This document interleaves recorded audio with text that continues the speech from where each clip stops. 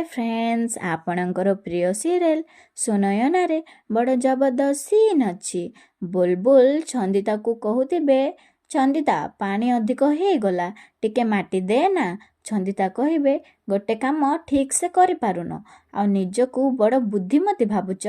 ठीक अच्छी अखारू माटी काढ़ी दउची। बुलबुल कहिबे अरे जल्दी जल्दी दे छंदिता टाइम सरी सरी आसुची। छंदिता कहिबे गोटे हातरे तक मु काम करुची तमे शांति कुह नहले सेतेबेले आउ जणे बुलबुल उपरकू माटी पकाई देबे। बुलबुल छंदिता बोली भाबिकी जोरे रागी जाई छंदिता बोली कही जोरे पाटी करिबे।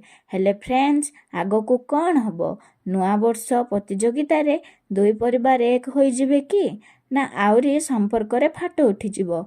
आगकू जानिबा पाई आज राति 7:30 रे देखंतु सुनयना। आम वीडियोटी भल लागिथिले लाइक कर दियंतु आउ चैनल को सब्सक्राइब कर दियंतु।